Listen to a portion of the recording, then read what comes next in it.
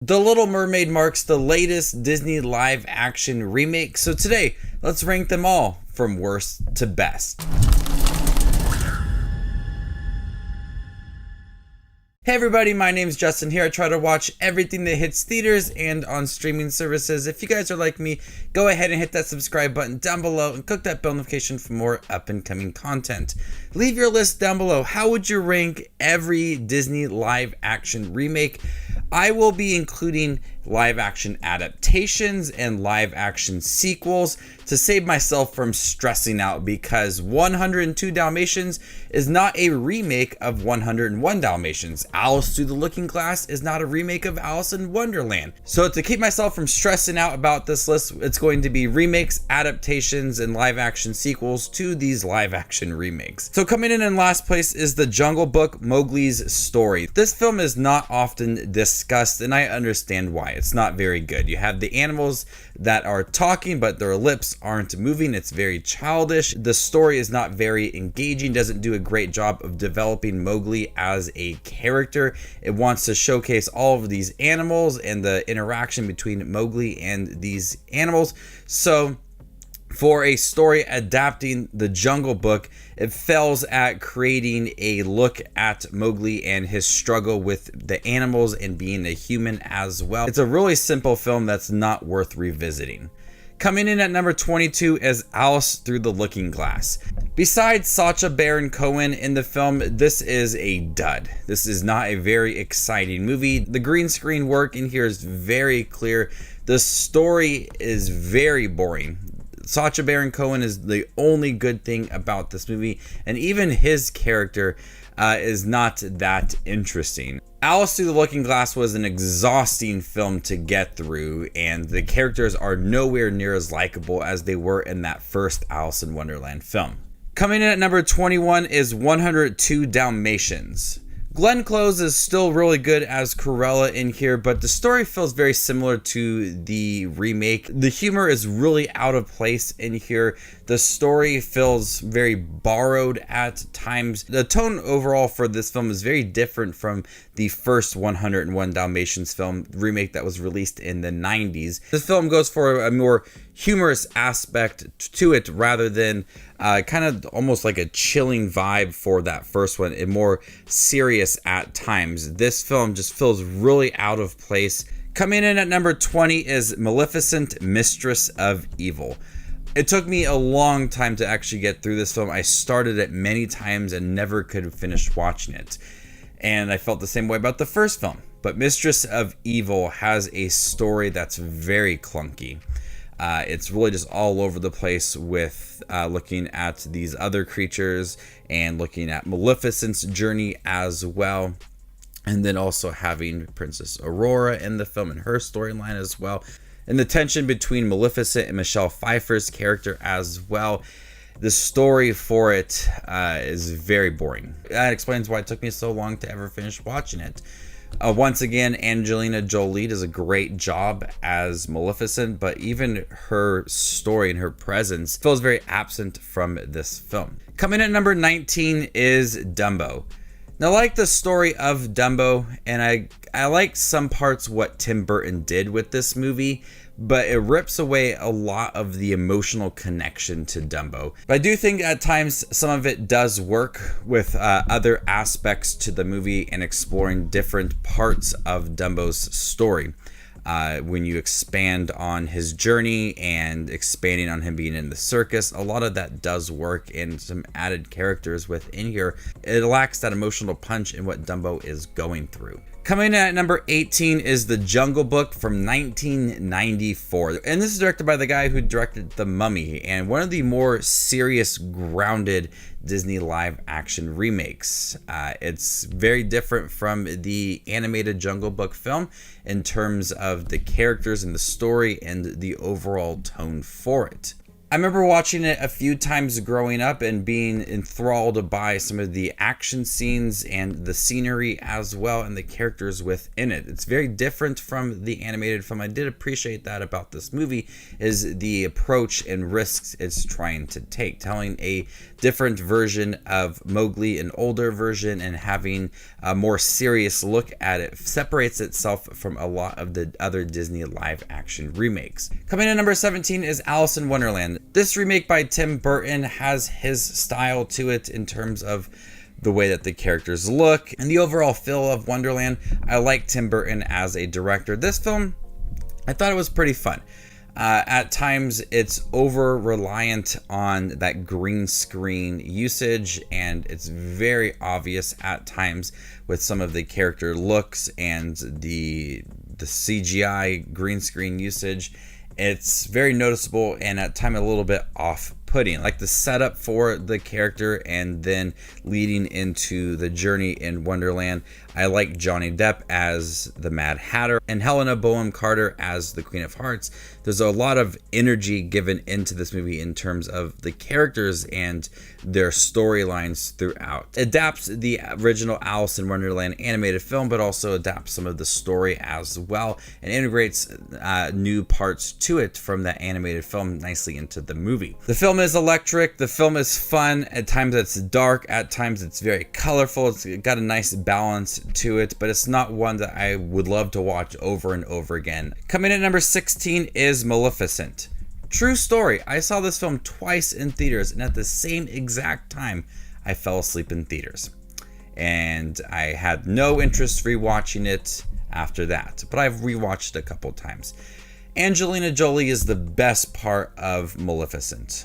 The movie's all about her, but she does a great job as this character. She's very menacing, but also welcoming at times. The added depth to the character and exploration of her is needed for this solo film, where we see her in the beginning and then kind of peeling back this character, you appreciate her a little more and her story throughout. So looking at this character in a deeper lens is able to tell a full story that is quite interesting, and adding in Aurora in here and her connection with Maleficent. At times the film drags and is not really that engaging, why I fell asleep a couple times. I like that character focus on Maleficent and her journey and that development as well. The backstory to her, the complications with Aurora's family as well. That's all needed within this film. Coming in at number 15 is Pinocchio. Now, I really like the story of Pinocchio, so it's a little bit higher on my list than other people have it, but I understand the criticisms behind this film. There's no charm to this movie compared to that animated film. Even Pinocchio, the character, does not feel as whimsical as he did in that animated film.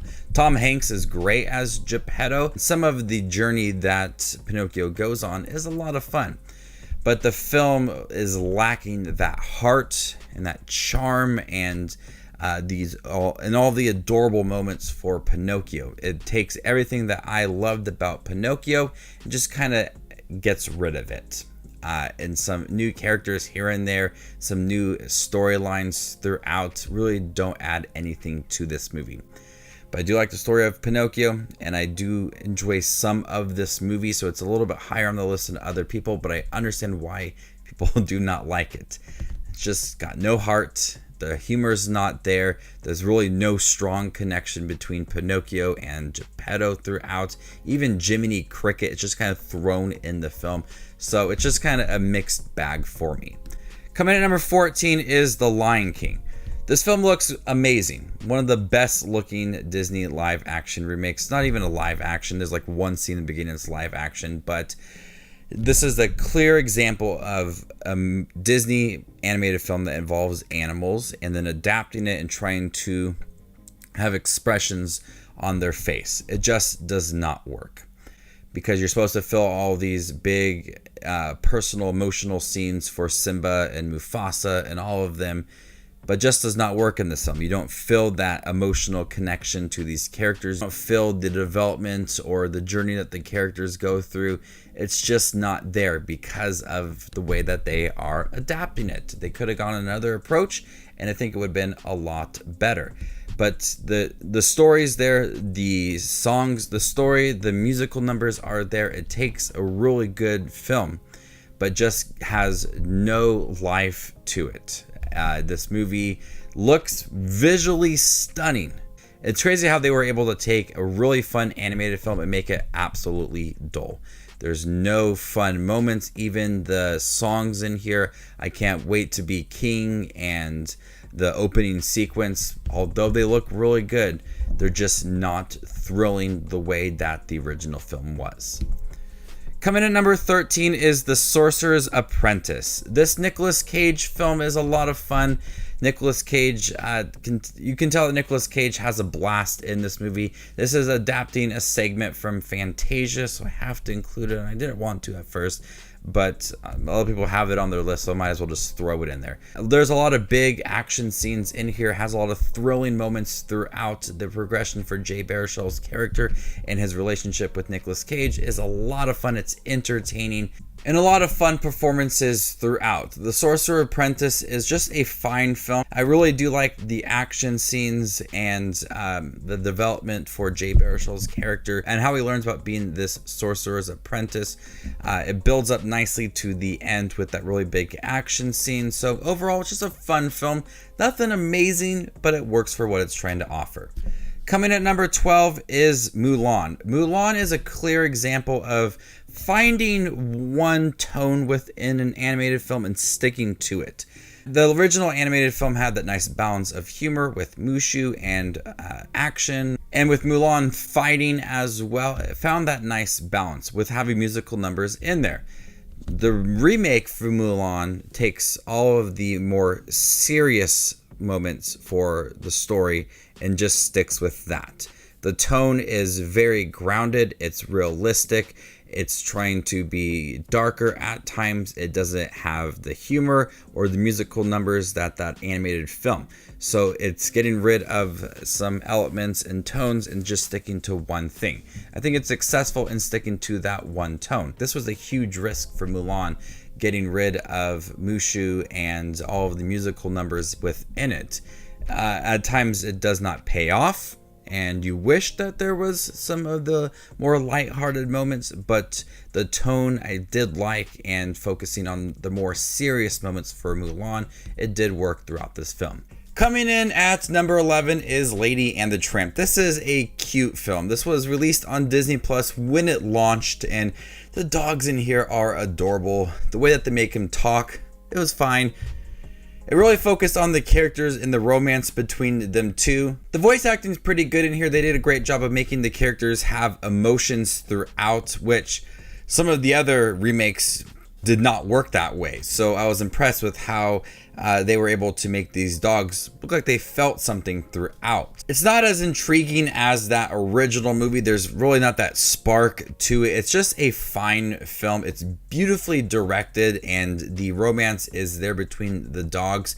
It's one that I forgot about quite often after watching that film. When I create the list for these movies, it's one that I often did forget about, so I've rewatched it a few times. It's an adorable film with some great voice acting. They took all of the right elements from Lady and the Tramp and brought it forth within this movie, but did not create that same spark that the original had.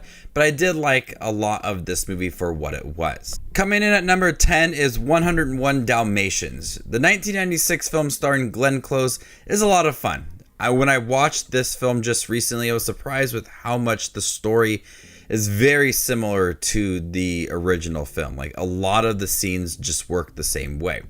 But Glenn Close is really good as Cruella de Vil. All of the scenes of her are truly menacing. The way that the film is able to put her into the movie and have the characters really terrified of her works. You create the tone and the presence of her that is very chilling, and we get that entirely throughout the film.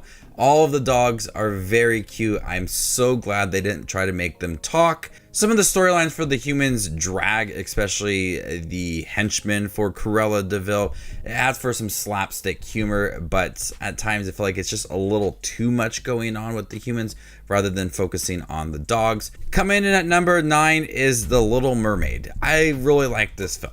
The animation at times is a bit wonky, but I love the more in-depth look at Prince Eric and Ariel. Their relationship feels stronger in this movie rather than that animated film. Some of the new songs just don't work, but Hallie Bailey is really good as Ariel. All of the moments of her singing, she knocks it out of the park. Some of the other cast members like Javier Bardem and Daveed Diggs and Melissa McCarthy, they shine in their roles. It's a little bit too long for me for a film being pretty much the same thing. Just some new songs that really feel out of place, and that rap song with Scuttle just felt very different from the original songs we got for this movie. So overall, The Little Mermaid, it works. It's fun. The animation's at times very bright, but also lifeless. But I really loved Hallie Bailey in here. Coming at number 8 is Christopher Robin. This was a very heartwarming film, and there's a lot of emotional moments within this story, as we see Christopher Robin reconnecting with Winnie the Pooh and Tigger and Eeyore and Piglet. And those moments with those characters are so fun. I really appreciated the way that they were able to bring the Winnie the Pooh characters into the real world and then also focus on the relationship with Christopher Robin. I think it's an appropriate story to tell after having so many Winnie the Pooh movies and shows. Now we're able to get a different look at this character, and they handled it in a very emotional way that felt very personal as well. Coming in at number 7 is Cruella. I really liked Emma Stone as Cruella de Vil. We see her when she was younger. She's not as evil as we've seen her in 101 Dalmatians, but we're kind of working our way up there. Peeling back this character added some more depth to it. Reminded me a lot of Maleficent, taking a new look at this character. I love the style to this film. Had a very nice punk rock feel to it with its setting and its era that it took place in. I like that emotional look at this character and all that traumatic moments that she's gone through. It adds a lot of depth to this character, a more personal look. Try to make her a little more likable than she was in 101 Dalmatians. Coming in at number 6 is Aladdin. This was a lot better than I expected it to be. The performances are really good. Will Smith is surprisingly decent as the genie. The musical numbers feel really big. I was connected with Jasmine and Aladdin's story and watching their development as well. Some of the added storylines and songs work within here. It's a really fun film. But much like all the other remakes that we've talked about, it does not have that same charm. And I really think that's due to Robin Williams in the original film. Will Smith was not able to recapture the same charm that Robin Williams created for the genie. It's really different. It separates itself from that character and it works. But you just want to go back and watch that original animated movie. The performances are a lot of fun. You have that adventure feel to it. The story is able to develop nicely throughout, also focusing on Genie as well and giving him a lot of depth as well. Jasmine's a very likable, strong character within here. Great connection with Aladdin. It's a really fun film, but you can't help but think of the original animated film when watching this movie. Coming in at number 5 is Peter Pan and Wendy. I really like this movie. This is the second Disney remake that David Lowery has directed. He directed Pete's Dragon, and this film took the charm of the original Peter Pan film and really gave it its own unique style. You could really tell David Lowery's direction in here, and his sense of style and flair is very strong within here. There are a lot of magical moments that I was just absolutely glued to the screen when watching this movie. The performances from the young actors and actresses who play Wendy and Peter Pan are very charming and a lot of fun. I like that look at Captain Hook and his past with Peter Pan and how it's affected him, as we see that kind of more emotional, personal touch to this character. And Jude Law is really good as Captain Hook, probably the best thing about it. I wish they would explore Neverland a little more. It didn't feel like Neverland at times. It just felt like a location that they filmed at. I wish it would have felt a little more magical in Neverland, because you got Peter Pan flying around, you got Tinkerbell, and you got pirates and all of that. the right fantasy elements throughout, and it looks absolutely beautiful, but I think they really could have made Neverland pop more and make it feel more magical throughout. Coming in at 4th place is Cinderella. Lily James is stunning and amazing as Cinderella. She brings this character to life. She's so heartwarming and welcoming, all of the right elements of a Disney princess within this movie, and the way that they were able to also bring in the other side characters like the evil stepmother. This is one of the few remakes that I feel like is almost on par with the original film. It's not as good as the original animated film, but it takes all of those magical moments that the original animated movie had. It really sticks to that same story and just adds new layers to it, looking at like Cinderella and her father and her evil stepmother as well.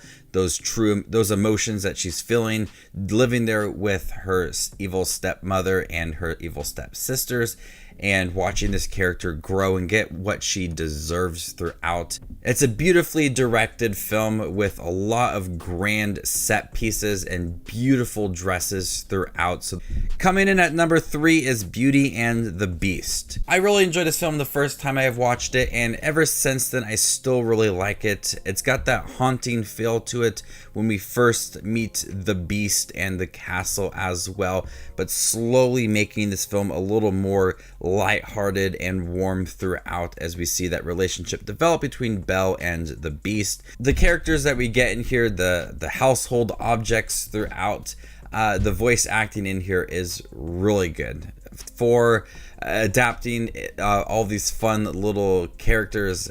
It works for this movie. Some of them are a little bizarre looking, but the performances are amazing. The musical numbers in here from Be Our Guest, they make them feel very grand. I really like Emma Watson as Belle. She's a very strong character. Gaston, we have in here Luke Evans, perfect for Gaston. So the casting in here really does work. Beauty and the Beast takes the story that I absolutely love, stays true to the story, adding a lot of development for Belle and Beast. That nice slow progression for this character to see them fall in love throughout.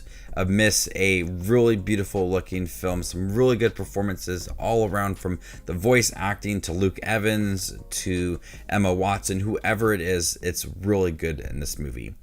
Coming in at number 2 is The Jungle Book. The Jungle Book is a great adaptation. Nowhere near as good as the original, but I like its darker look to this story, and you got those really thrilling moments with Bagheera and Shere Khan, but a lot of fun moments with Baloo. It's really able to balance both those chilling moments from Shere Khan and also those comedic moments and those fun relationships with Baloo and Mowgli. So the film is able to balance it, but also looking absolutely stunning. The King Louie sequence still terrifies me to this day, how massive he was. But Christopher Walken is a lot of fun as King Louie. But we see this story that's developing throughout with Mowgli and him trying to find his place in all of this and protect himself from Shere Khan. It took all of the right moments from the Jungle Book, but also really focused more on those dramatic scenes.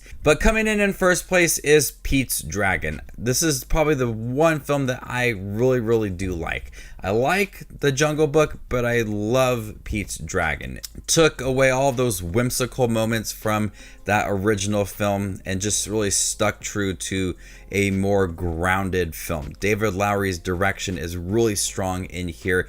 He's able to have more emotional scenes for Pete and Elliot throughout. A lot of exciting, thrilling moments throughout. Beautiful scenery and the set location for this film. I felt more of a connection between Elliot and Pete than I did in the original film. Just getting rid of the whimsical comedic moments throughout that original film and just sticking to one tone, making it darker and more realistic and grounded, made this film very fun to watch and very emotional as well. I love Pete's Dragon. I don't really care much for that original film, so I didn't have that strong connection going into this movie, but I really do like it. So there you guys have it. Every Disney live action remake, adaptation, sequel, spin-off, whatever, ranked worst to best. Leave your ranking down below and stay tuned for more up and coming content like this. My name is Just Watches Movies, and you guys stay classy, YouTube.